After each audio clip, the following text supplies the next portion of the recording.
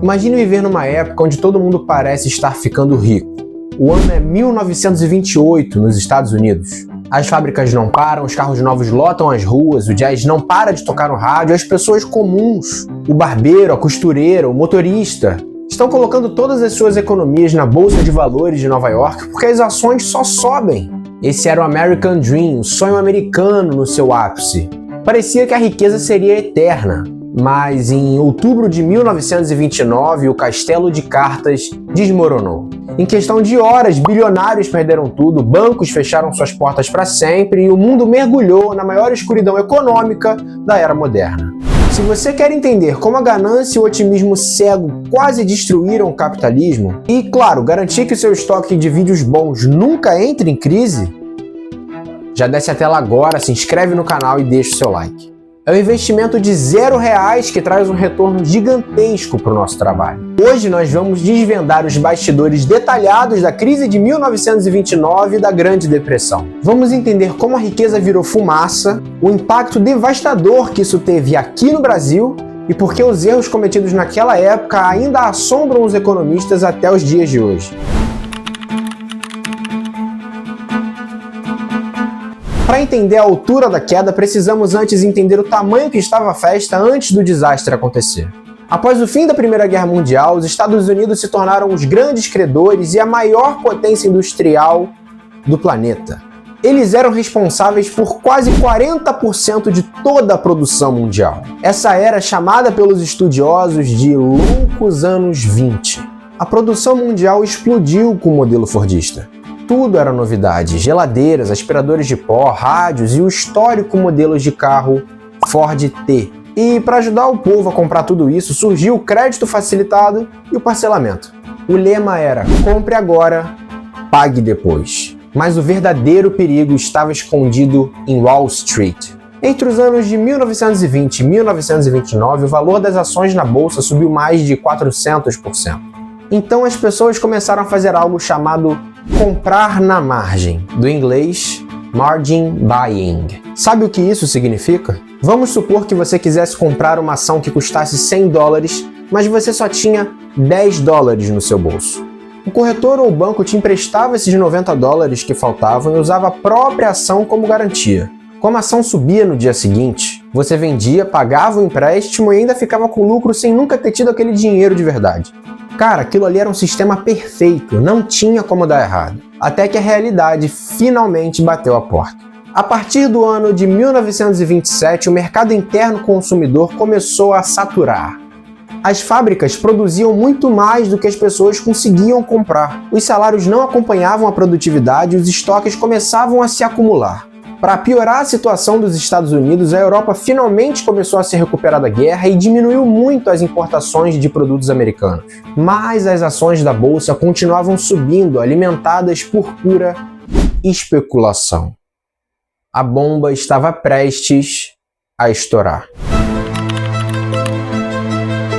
No dia 24 de outubro de 1929, o pânico tomou conta dos cidadãos americanos. Aquele dia ficou conhecido para sempre como Quinta-feira Negra. Percebendo que o lucro real das empresas não justificava o preço das ações, alguns grandes investidores começaram a vendê-las em massa.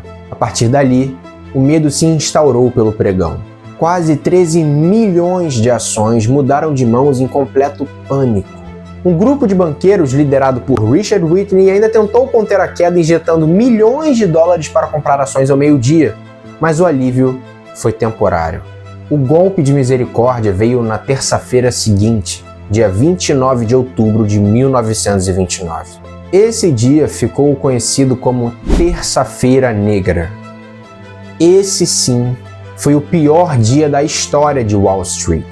Mais de 16,4 milhões de ações foram despejadas no mercado. Sem compradores, o valor dos papéis derreteu. Bilhões de dólares simplesmente evaporaram. O colapso financeiro se tornou um colapso social imediatamente. Como as pessoas não conseguiam mais pagar os empréstimos das ações, os bancos que emprestaram aquele dinheiro ficaram sem fundos. Entre os anos de 1929 e 1933, mais de 10 mil bancos faliram nos Estados Unidos. Milhões de cidadãos que nunca haviam comprado uma única ação sequer perderam todas as economias de uma vida inteira porque seus bancos simplesmente desapareceram. Sem crédito bancário, a engrenagem parou. Indústrias fecharam, o comércio faliu e o desemprego disparou de 3% para assustadores 25% no ano de 1933. Isso significava de 13 a 15 milhões de operários desempregados só nos Estados Unidos. Famílias inteiras foram despejadas de suas casas e passaram a viver em bairros improvisados nas periferias das grandes cidades, em casas que eram feitas de papelão, madeira, latão e o que mais encontrassem. Esses bairros improvisados passaram a ser chamados, ironicamente, de Hoovervilles. Esse nome foi dado como um trocadilho do nome do presidente da época, que se chamava Herbert Hoover, que insistia que essa grande crise financeira passaria sozinha. Filas de sopa organizadas por caridades e, incrivelmente, até por mafiosos como Al Capone se tornaram um cenário muito comum nas ruas de Nova York e Chicago. É impressionante ver como o mundo pode mudar tão rápido por causa de uma crise. Se você acha importante conhecer os erros do nosso passado para não repetirmos os mesmos erros no futuro, compartilhe esse vídeo no seu grupo de estudos, com a sua família ou com seus amigos. Levar conhecimento adiante é a melhor forma de valorizar a história. Bom, voltando para o assunto. Como os Estados Unidos eram um motor econômico global, o mundo inteiro quebrou junto.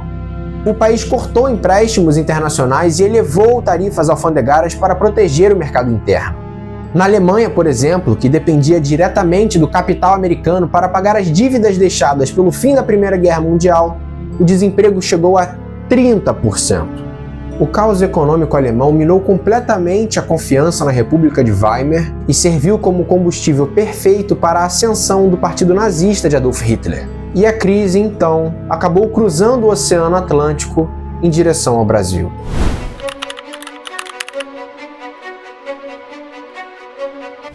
Ainda na virada para a década de 1930, a economia brasileira dependia quase 70% de um único produto de exportação: o café. E adivinha quem era disparado nosso maior comprador? Estados Unidos. Com a Grande Depressão, o consumo americano despencou. O preço da saca de café no mercado internacional caiu de cerca de R$200 mil para menos de R$20 mil. Os grandes fazendeiros de café, principalmente a oligarquia cafeira paulista que dominava a política nacional na República Velha, quebraram. Quando Getúlio Vargas assumiu o poder após a Revolução de 1930, ele precisou tomar uma medida extrema para salvar o setor através do Departamento Nacional de Café. Para reduzir a oferta gigantesca e forçar a estabilização dos preços, o governo comprou e queimou cerca de 78 milhões de sacas de café ao longo daquela década. A partir daí, inclusive, a gente entra já em outro tópico, que é a crise do café no Brasil. Mas esse é tema para outro vídeo. Bom, o Porto de Santos e os campos do interior de São Paulo ficaram cobertos por nuvens de fumaça que tinham cheiro de café torrado. E, embora tenha sido uma medida dolorosa e destrutiva, a quebra do café forçou a burguesia paulista a tirar os olhos do campo e começar a investir o capital restante nas indústrias urbanas, acelerando o processo de industrialização do Brasil. A recuperação econômica mundial só começou a desenhar os seus primeiros passos no ano de 1933, após a eleição de Franklin Delano Roosevelt nos Estados Unidos. Rompendo com o liberalismo clássico, ele implementou o New Deal, fortemente influenciado pelas teorias econômicas de John Maynard Keynes. O plano consistia na intervenção direta do Estado na economia. O governo criou grandes frentes de obras públicas, como a construção da represa Hoover, estradas e a eletrificação rural, para empregar milhões de pessoas. Roosevelt também regulamentou os bancos, criou o salário mínimo, o seguro-desemprego e a previdência social. Embora o New Deal tenha salvado a população da fome e estabilizado o sistema, o desemprego só foi totalmente erradicado quando os Estados Unidos direcionaram toda a sua capacidade industrial para a máquina de guerra da Segunda Guerra Mundial a partir do ano de 1941. Nada como uma guerra para levantar a moral dos Estados Unidos, não é? A crise de 1929 nos deixou a lição de que a economia não é feita apenas de números, mas também feita de estabilidade psicológica e confiança. Quando o otimismo vira ganância e a confiança vira pânico, o mundo inteiro paga o preço. Mas e você? Você já sabia que a crise de 29 tinha feito o Brasil queimar milhões de sacas de café? Por favor, deixe o seu comentário aqui embaixo. Não esqueça de conferir se você já está inscrito. Se você não está inscrito, por favor, se inscreva. E se você gostou, se você viu o vídeo até aqui, você com certeza gostou, então deixa o seu like. Assim você me ajuda e me incentiva a fazer mais vídeos como esse para você. A gente se vê no próximo vídeo. Um abraço e tchau, tchau.